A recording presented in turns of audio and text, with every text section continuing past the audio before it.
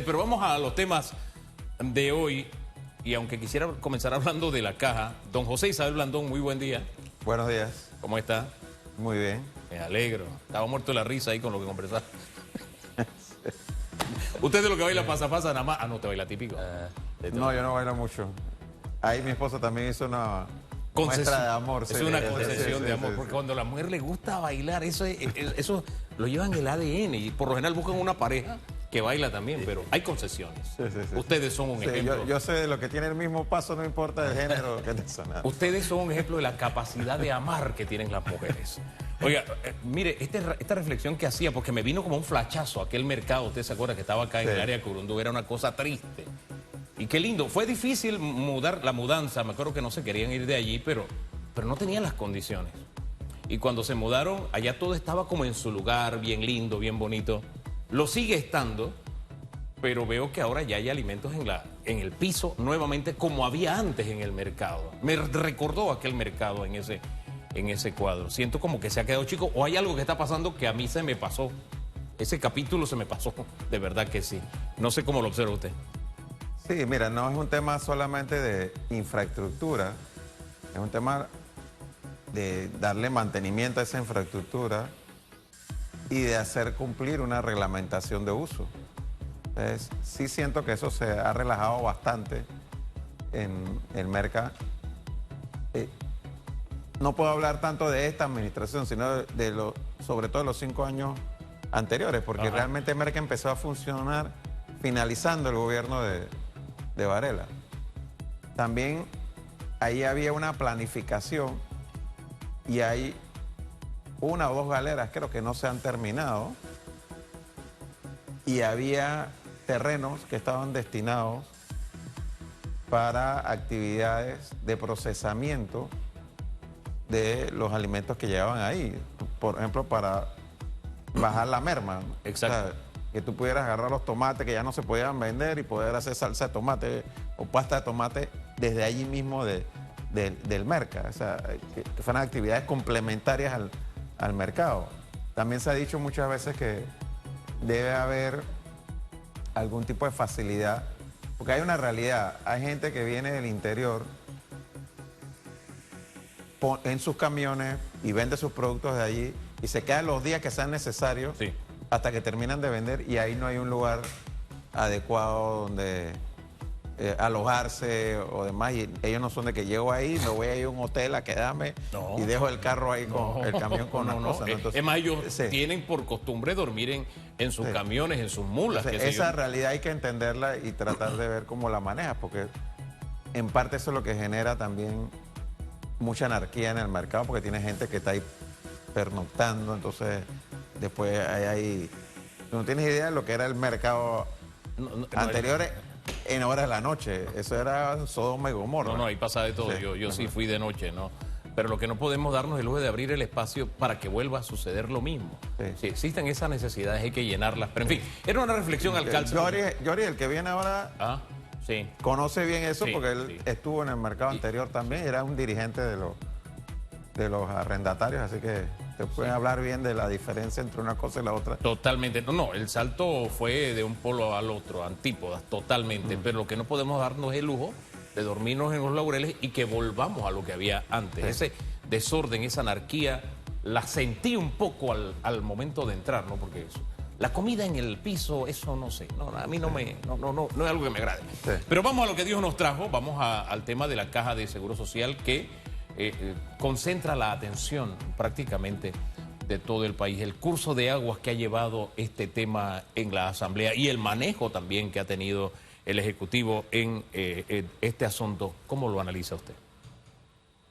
Mira, tal como lo dijimos en la intervención en la Asamblea, yo creo que aquí hay un tema de forma que es bien importante.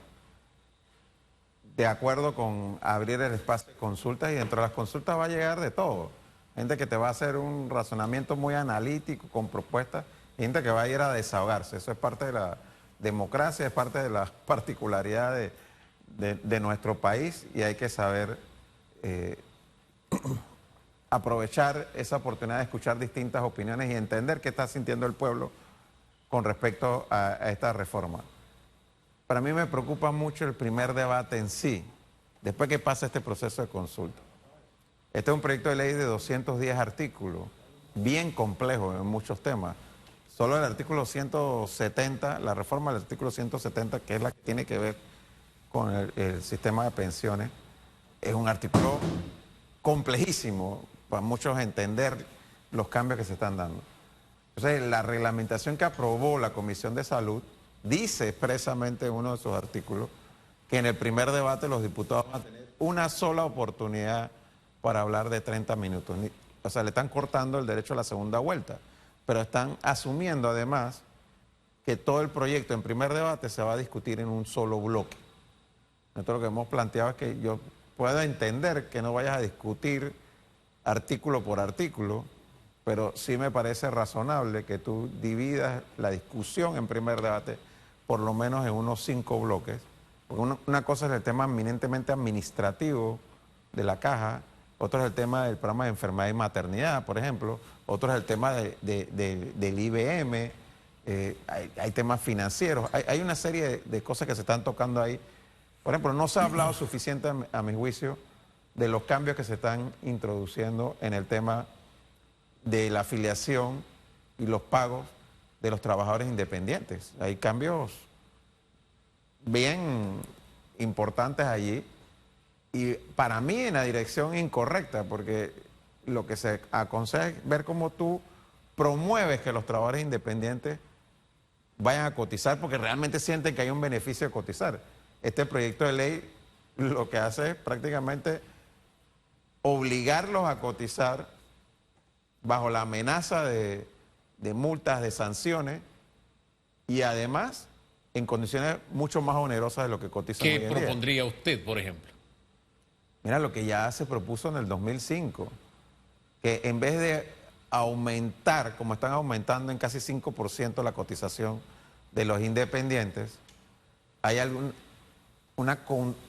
digamos, un aporte solidario del Estado al aporte que va a dar el trabajador independiente. Eso, por lo menos en el 2005, no sé ahora, se hacía en Costa Rica. El trabajador independiente aportaba la cuota obrera y el Estado aportaba la cuota patronal. Y en los estudios que se hicieron en el 2005 por los técnicos internacionales que trajo el gobierno de Torrijos y la OIT, dijeron que Panamá tenía el presupuesto para hacer ese tipo de aporte. Y si lo tenían en el 2005, yo no tengo la menor duda que lo tenemos hoy en día, porque este no es un país pobre, este es un país rico. Y ahí yo coincido con mucha la gente que ha ido a hablar. O sea, aquí nosotros tenemos recursos que se pierden por la corrupción, recursos que se pierden por la incapacidad y recursos que simple y sencillamente no se están cobrando. O sea, cuando tú me dices a mí, el MEF, como lo apuntó el rector de la Universidad de Panamá, que hay 7.000 millones al año de evasión fiscal. Entonces, hombre, que tú recojas solamente el 10% de esa evasión fiscal son 700 millones más al año de recaudación. Es casi lo que el Estado se está comprometiendo a aportar a la caja del Seguro Social. ¿Me explico? Nada más ese en renglón. Yo escuché al presidente hablando de los empresarios que te descuentan las cuotas y no lo pagan. Pero ¿qué pasa con los empresarios que tienen trabajadores que no los declaran? No los tienen en la planilla de la Caja del Seguro Social. No es que le están descontando y no lo pagan. Es que los tienen trabajando bajo una situación de subordinación que deberían meterlos en la planilla de la Caja del Seguro Social, pero no los declaran. Y le dicen a los trabajadores, yo te puedo contratar, pero no te puedo pagar seguro. ¿Cuál es la opinión del Partido Panameñista o de usted como presidente de este colectivo político por el aumento de la edad de jubilación? Mira, el Partido Panameñista tuvo una reunión de directorio nacional al día siguiente que se presentó el proyecto de ley.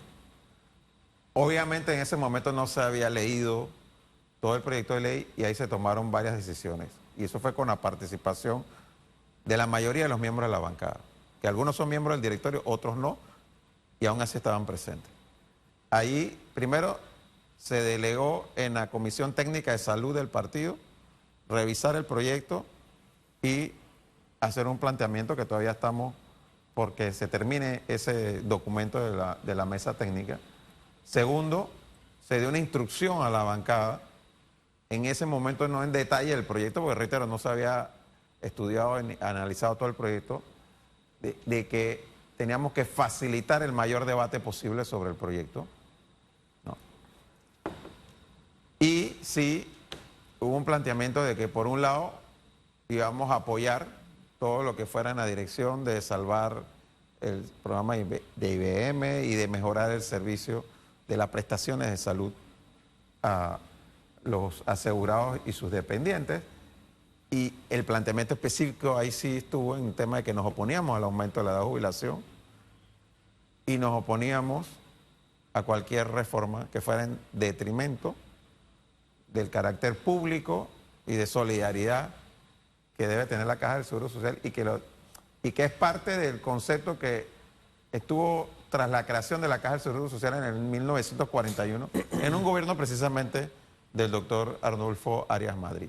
Entonces, para los panameñistas, esa es quizás la institución más preciada y es momento de demostrarlo en este debate, ¿no? No solamente por parte del partido, sino también por parte de la bancada.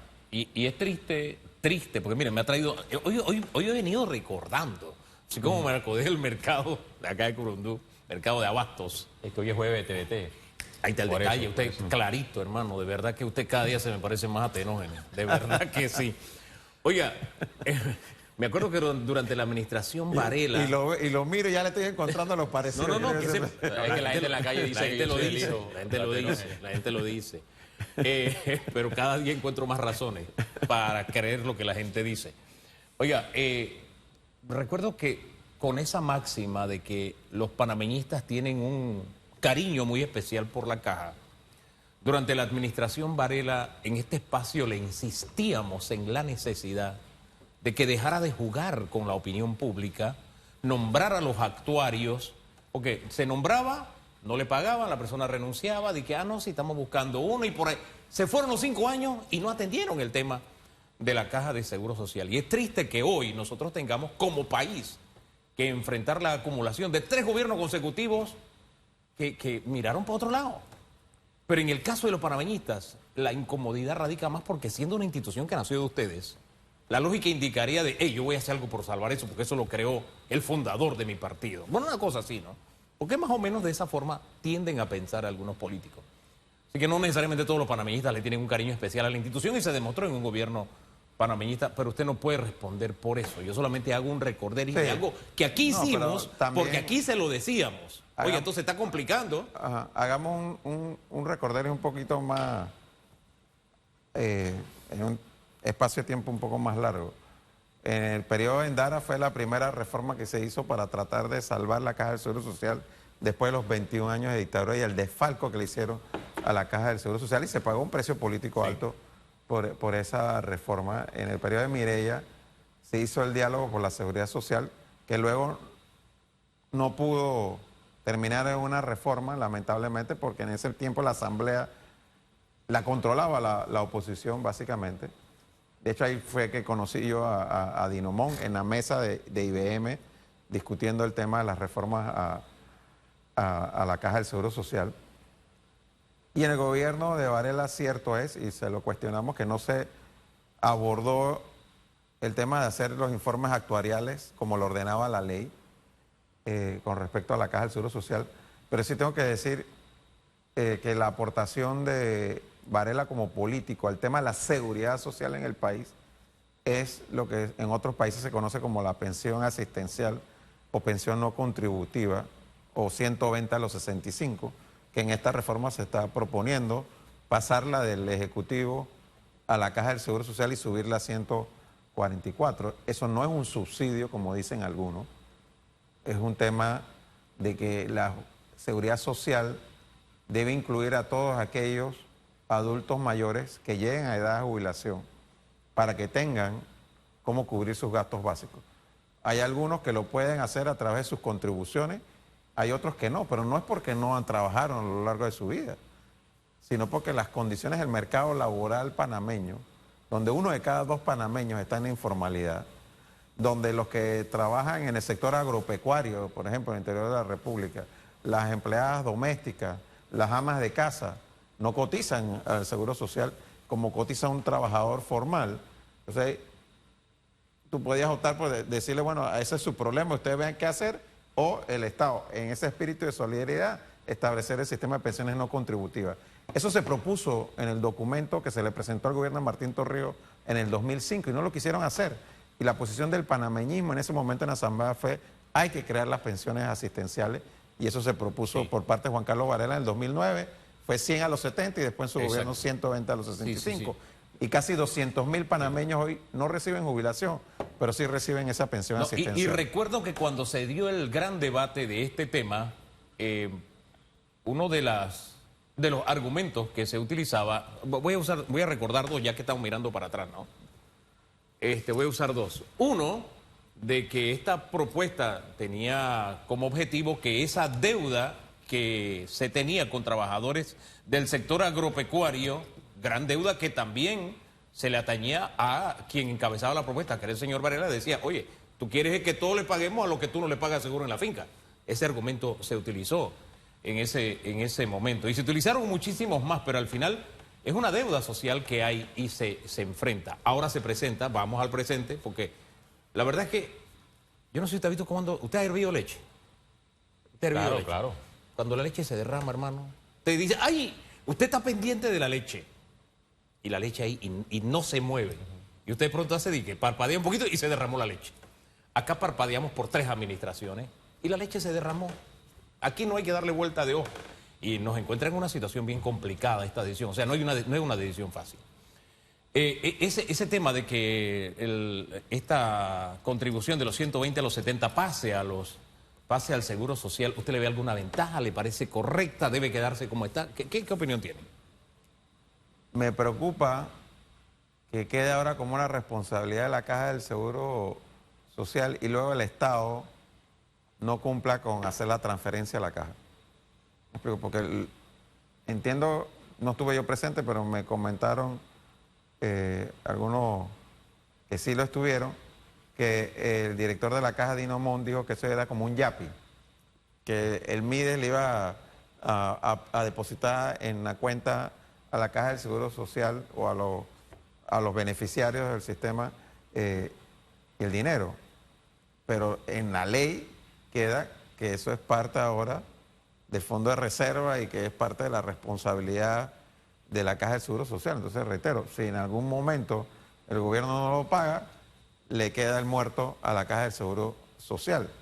Y no es tan descabellado pensar que eso pueda pasar, porque con los antecedentes que tenemos de que el Estado no paga. Es que, vamos, por ejemplo, de los 966 millones, el ministro de Economía ha dicho que ahí están incluidos los aportes del canal que por ley tenían que ir al Fondo de Ahorro de Panamá, pero como eso se quitó ahora en la última reforma, la ley de reforma fiscal, ahora esos aportes van a ir a la Caja.